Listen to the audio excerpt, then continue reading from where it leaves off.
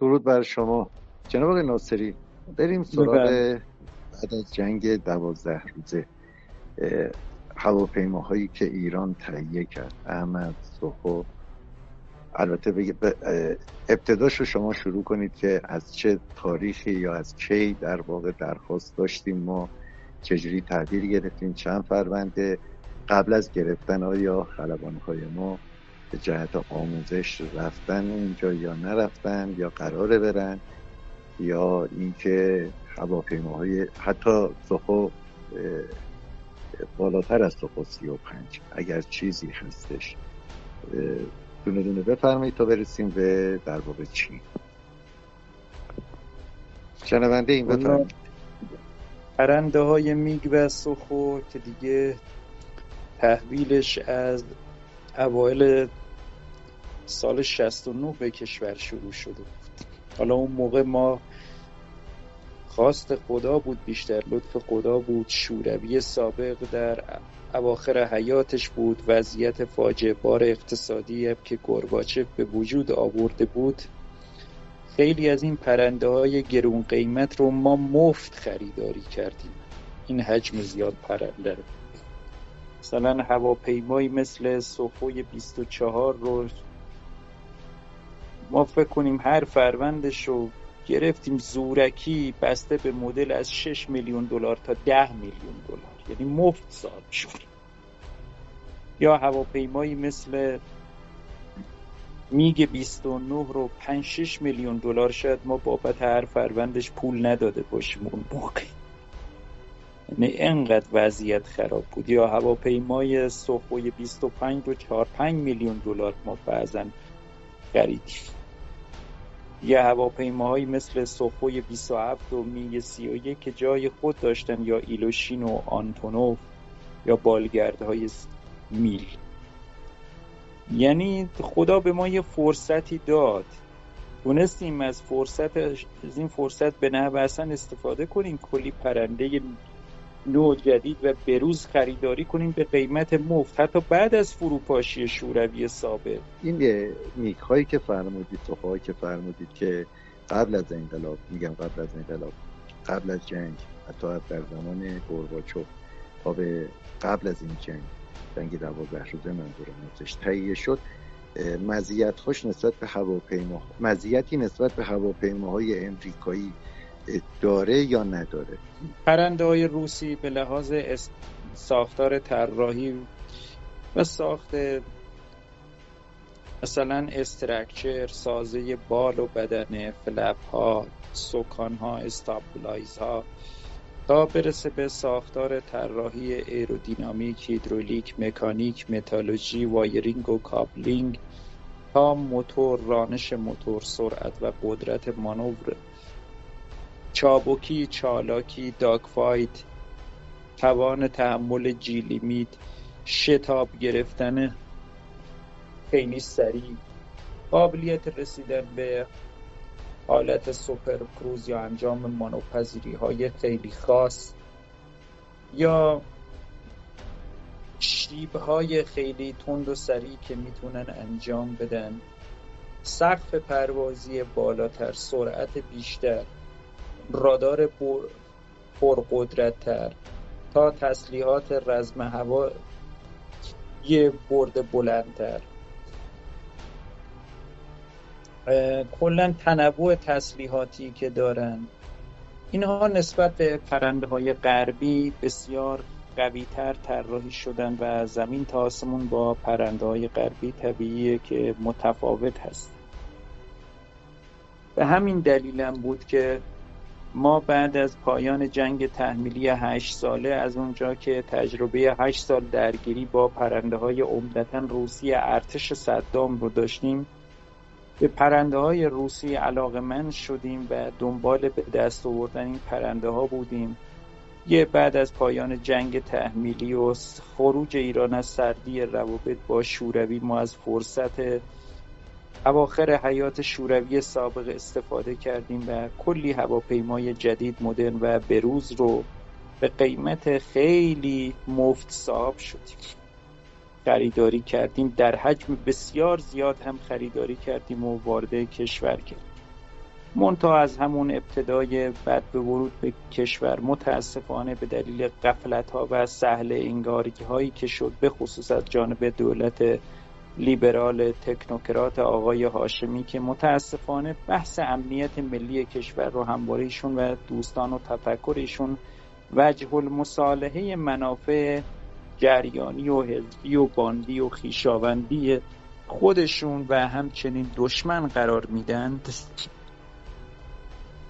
متاسفانه غفلت‌های سنگینی شد برای ایجاد زیرساخت برای این پرنده ها و عملاً خیلی از این پرنده های با ارزش سالها موندن بدون استفاده در وضعیت رزرو در شیلترهای زیرزمینی. برای اونهایی هم که در وضعیت رزرو نبودن، متاسفانه به عنوان مثال برای سوخوی 24 در ساختن شلترهای خاص این پرنده در کشور غفلت شد و صرفاً اومدن مثلا در پایگاه شیراز به عنوان پایگاه مادر این پرنده فقط سوله سازی کرده.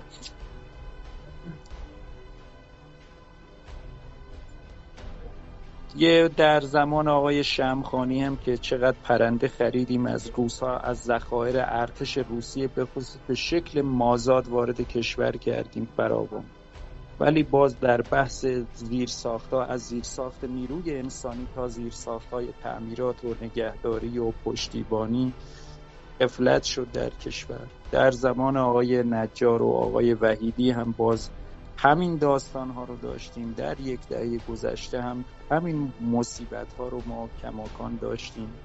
یه در زمان آقای نجار ما رفتیم قرارداد خرید هواپیماهای سوخوی CSM رو بستیم با روس‌ها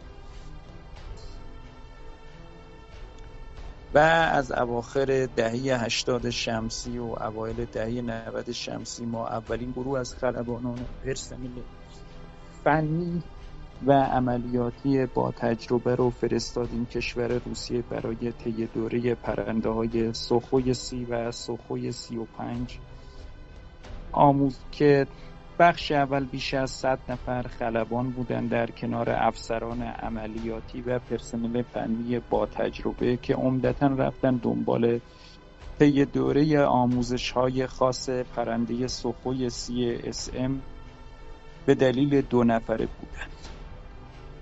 یا آخرین گروهی از خلبان‌های ما که اعزام شدن به کشور روسیه برای طی دوره پرنده‌های جدیدتر در اواخر دهه 90 به کشور هم برگشتن که بیش از 500 نفر پرسنل بودند.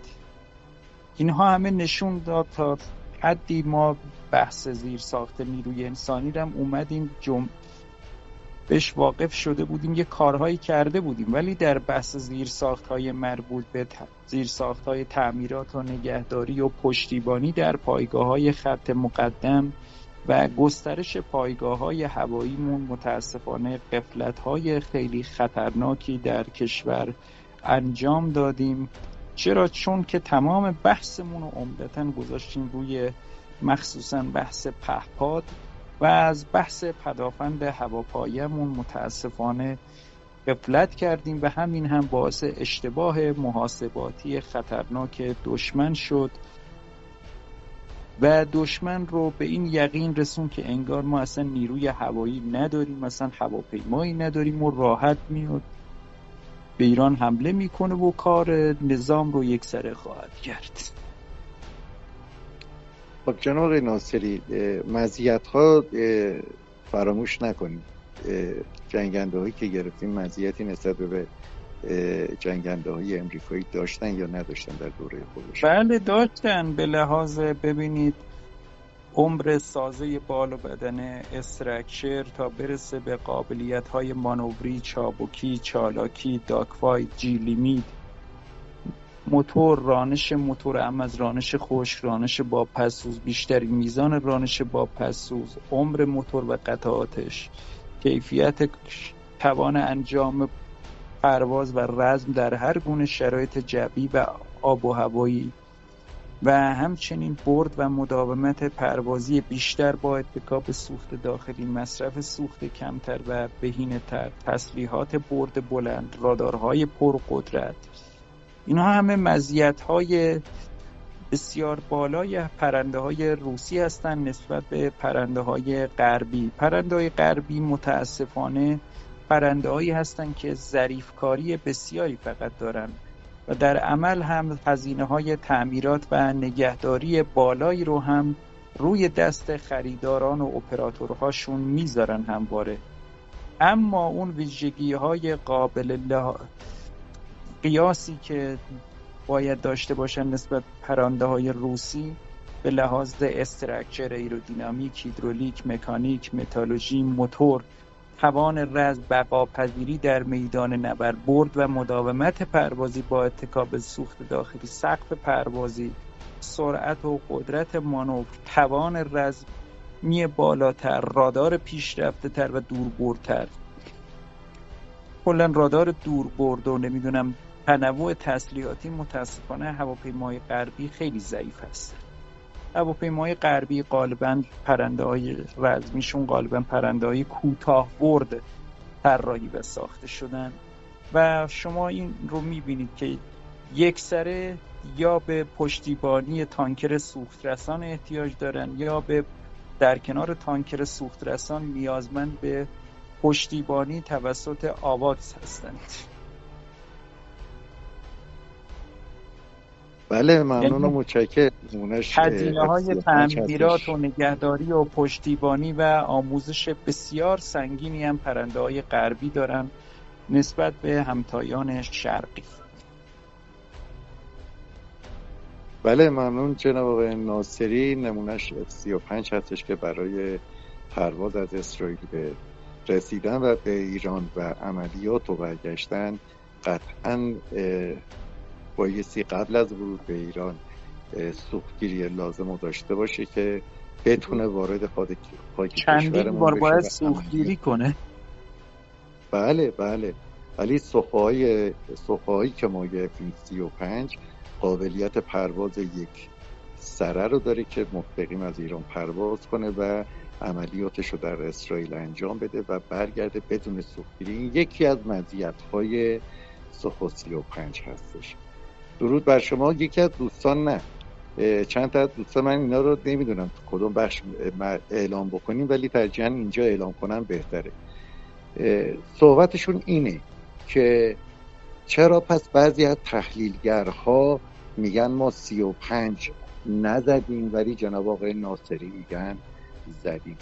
من فقط یه مختصر اشاره به این قضیه میکنم که اگر دوستانی که این سوالو میکنن اگر حافظهشون یاری بده، داشتیم زمانی که اعلام کرد امریکا و رسانه هاشون که شرکت لاکهید سازنده در واقع F-35 سهامشون شدیداً ریزش پیدا کرد. علت این قضیه در زمان جنگ 12 روزه چی میتونه باشه؟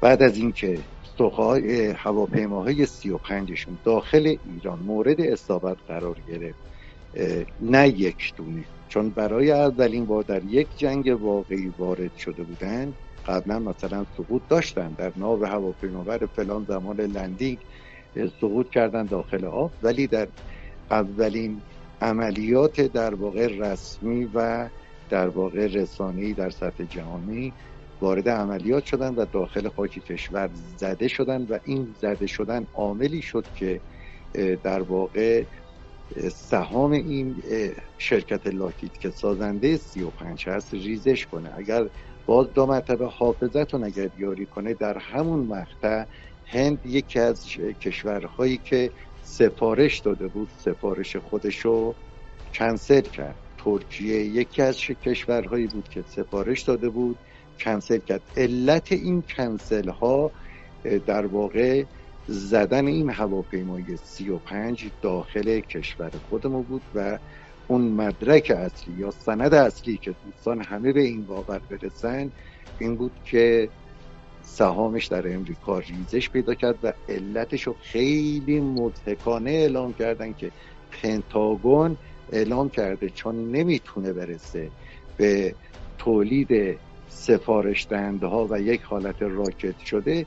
علتشون که شما همه میدونید که اصلا پنتاگون نه سر پیاز این شرکت لاکهید هست نه ته پیاز. حالا چرا پنتاگون همچین مسئله رو عنوان کرد؟